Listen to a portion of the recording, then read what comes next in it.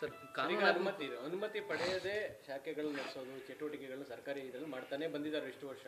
ಅದನ್ನ ಮಾಡಬಾರ್ದು ಅಂತ ನಾನು ಅನುಮತಿ ಪಡೀರಿ ಅಂತ ಹೇಳ್ತಾ ಇದ್ದಾರೆ. ಇಲ್ಲ ಪಬ್ಲಿಕ್ ಪ್ಲೇಸ್ನಲ್ಲಿ ಇಲ್ಲ ಪಬ್ಲಿಕ್ ಪ್ಲೇಸ್ನಲ್ಲಿ ಅನುಮತಿ ಬೇಕಾದರೆ ಪಡೀಲಿ. ಇವ್ರು ಏನಾದರೂ ಏನೋ ಪಥಸಂಚಲನ ಅದು ಇದು ಮಾಡ್ತಾರೆ, ಅದು ಇದು. ಬಟ್ ಅದು ಬೇರೆ ವಿಷಯ. ಸರ್ಕಾರಿ ಶಾಲೆಗಳಲ್ಲಿ ಬೈಠಕ್ಕೂ ಆಗಬಾರ್ದು, ಏನೂ ಆಗಬಾರ್ದು, ಪರ್ಮನೆಂಟ್ ಆಗಿ ಆಗಬಾರ್ದು. ಎಸ್, ಸರ್ಕಾರಿ ಶಾಲೆ ಮತ್ತು ಸರ್ಕಾರಿ ಅನುದಾನಿತ ಶಾಲೆ ಇರ್ಬೋದು, ಕಾಲೇಜ್ನಲ್ಲಿ ಆಗಬಾರ್ದು. ನಮ್ಮದು ಬಸವಣ್ಣ ತತ್ವ ಸರ್, ನಮ್ಮದು ಸರ್ಕಾರ ಬಸವ ತತ್ವದ ಮೇಲೆ ನಡೀತಾ ಇದೆ. ನಮ್ಮ ಸರ್ಕಾರ ಬಾಬಾ ಸಾಹೇಬ್ ಅಂಬೇಡ್ಕರ್ ಅವ್ರ ತತ್ವದ ಮೇಲೆ ನಡೀತಾ ಇದೆ. ಅದಕ್ಕೆ ಮತ್ತು ಆ ತತ್ವಕ್ಕೆ ಸೇರೋದಿಲ್ಲ. ನೀವು ಖಾಸಗಿಯಾಗಿ ಮಾಡ್ಕೊಳ್ಳಿ, ಐ ಹ್ಯಾವ್ ನೋ ಪ್ರಾಬ್ಲಮ್. ನೀವು ಖಾಸಗಿಯಾಗಿ ಈಗ ಇವರು ತಾಲಿಬಾನಿಗೆ ಇಷ್ಟು ಬೈತಾ ಇದ್ರು, ನಿನ್ನೆಲ್ಲ ಅವ್ರ ಜೊತೆನೇ ಓಡಾಡಿದ್ರಲ್ರಿ BJP ಅವರು. ಇವ್ರಿಗೇನಾದರೂ ತತ್ವ ಸಿದ್ಧಾಂತ ಇದೆಯಾ? RSSಗೆ ತಾಲಿಬಾನಿಗೆ ಏನು ವ್ಯತ್ಯಾಸ ಇಲ್ಲ ಸರ್. ಇದು ನಿಷೇಧ ಮತ್ತು ನಿರ್ಬಂಧ. ಈಗ ನಿಷೇಧ ಹೇರೋದಕ್ಕೆ ರಾಜ್ಯ ಸರ್ಕಾರದ ಕೈಯಲ್ಲಿ ಅಂದರೆ ಕಾನೂನಾತ್ಮಕವಾಗಿ ಸಾಧ್ಯ ಆಗೋದಿಲ್ಲ, ಪರೋಕ್ಷವಾಗಿ ಇಲ್ಲ. ಯಾಕೆ ಸಾಧ್ಯ ಆಗೋದಿಲ್ಲ? ಸರ್ಕಾರದ ಆವರಣದಲ್ಲಿ ಮಾಡೋಂಗಿಲ್ಲ. ನೀವು ಆಚೆ ಮಾಡ್ಕೊಳ್ಳಿ, ನಿಮ್ಮ ಮನೇಲಿ ಮಾಡ್ಕೊಳ್ಳಿ, ಕರ್ಸ್ಕೊಳ್ಳಿ, ಯಾರು ಬೇಡ ಅಂದಿದ್ದಾರೆ.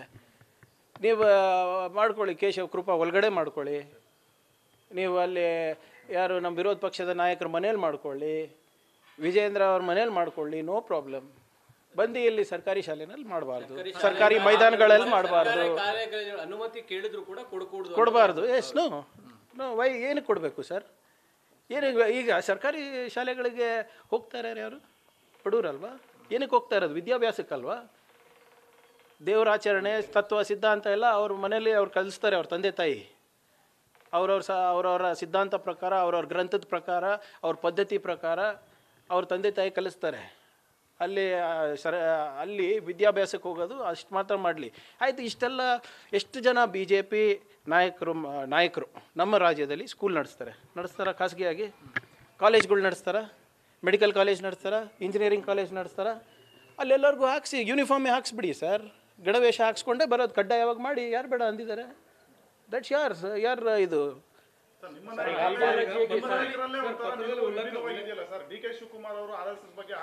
ನೋಡಿ, ಹಾಡು ಹೊಗಳಿಲ್ಲ ನೋಡಿ.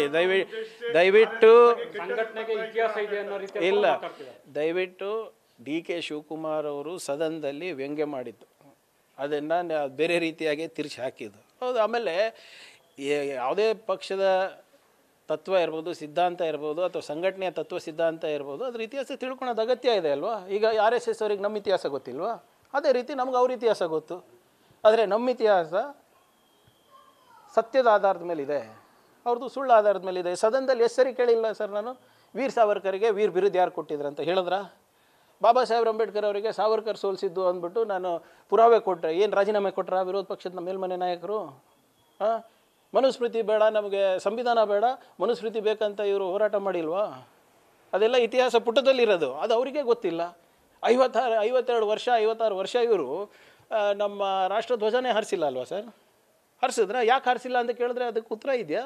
ಅದು ನಾನು ಬಂದು ಮೀಡಿಯಾನಲ್ಲ, on the floor of the house ಅಸೆಂಬ್ಲಿನಲ್ಲಿ ಕೇಳಿದಂಥ ಪ್ರಶ್ನೆಗಳಿಗೆ ಇವ್ರಿಗೆ ಉತ್ತರ ಇಲ್ಲ ಸರ್. RSS ಅನ್ನೇ ಬ್ಯಾನ್ ಮಾಡಬೇಕು ಸಂಘಟನೆ ಅಂತ ನೋಡಿ. ಸಂಘಟನೆನ ಈಗ first of all RSS is the world's biggest NGO ಅಂತ ಹೇಳ್ತಾರೆ. ಯಾರು ಹೇಳ್ತಾರೆ? ಪ್ರಧಾನಮಂತ್ರಿಯವರು ಕೆಂಪುಕೋಟೆ ಮೇಲೆ ಅಂತ.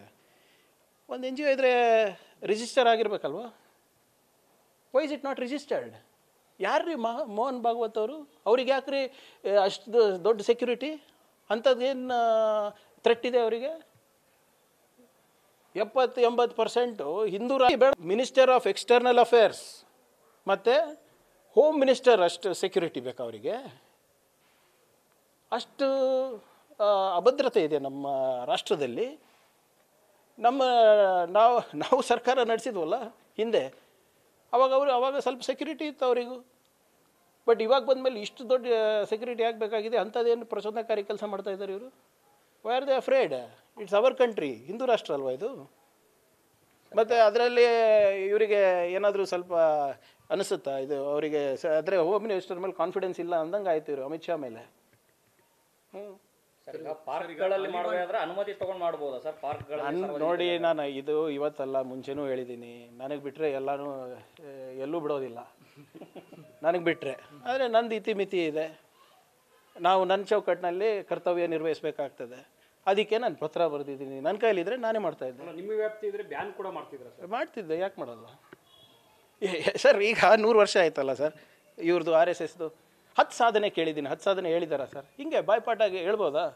10 ಸಾಧನೆ ನನಗೆ ಕೇಳಬೇಡಿ ಆಯಿತು, ನನಗೆ ಗೊತ್ತೇ ಇರ್ಬೋದು, ಅವ್ರಿಗೇನೋ ಗೊತ್ತಲ್ವಾ? 100 ವರ್ಷ ಆಗಿದೆ. ಏನು ವರ್ಲ್ಡ್ ಲಾರ್ಜೆಸ್ಟ್ NGO ಅಂತೆ, ಏನು ಮಾಡಿದ್ದಾರೆ ಯಾರಿಗೂ ಗೊತ್ತಿಲ್ಲ. ಅವ್ರಿಗೆ ದುಡ್ಡು ಎಲ್ಲಿಂದ ಬರ್ತದೆ ಗೊತ್ತಿಲ್ಲ. ಈಗ ಮೊನ್ನೆ ಅವ್ರದ್ದು ಸಾಧನೆದು ಲಿಸ್ಟ್ ನೋಡ್ತಾ ಇದ್ದೆ. ಮೋದಿ ಅವರು ಮೊನ್ನೆ ಒಂದು ಎಡಿಟೋರಿಯಲ್ ಬರೆದಿದ್ದಾರೆ RSS ಅವ್ರ ಬಗ್ಗೆ, ತಾವು ಗಮನಿಸಿದಾರ ಅಂತ ಭಾವಿಸ್ತಾ ಇದ್ದೀನಿ. ಹಾಫ್ ಚಡ್ಡಿನ ಫುಲ್ ಚಡ್ಡಿ ಮಾಡಿದ್ರು ಅಂತೆ. ಅದು ಒಂದು ದೊಡ್ಡ ಸಾಧನೆ ಅಂತೆ 100 ವರ್ಷದಲ್ಲಿ. ಪಥಸಂಚಲನ ಮಾಡೋದು ದೊಡ್ಡ ಸಾಧನೆ ಅಂತೆ. ಎಷ್ಟು ಜನಕ್ಕೆ ಎಲ್ಲಿ ಸುಮ್ಮನೆ ಹೇಳೋದು, ಎಲ್ಲಾದರೂ ವಿಪತ್ತಾದರೆ, ಎಲ್ಲಾದರೂ ಅತಿವೃಷ್ಟಿ ಆದರೆ, ಬರ ಆದರೆ ನಾವು ಹೋಗ್ತೀವಿ ಅಂತ. ಎಲ್ಲಿ ಹೋಗಿದ್ದಾರೆ, ಯಾರಾದರೂ ಹೋಗಿದ್ರೆ ಒಂದು ಫೋಟೋ ಇಲ್ಲ, ಏನಿಲ್ಲ. ಅದ್ರ ಬಗ್ಗೆ ಮಾತಾಡೋಕೆ ರೆಡಿನೂ ಇಲ್ಲ. ನ್ಯೂಸ್ ಫಸ್ಟ್ ನಿರ್ಭೀತಿಯಿಂದ ನಿಮ್ಮ ಪರವಾಗಿ.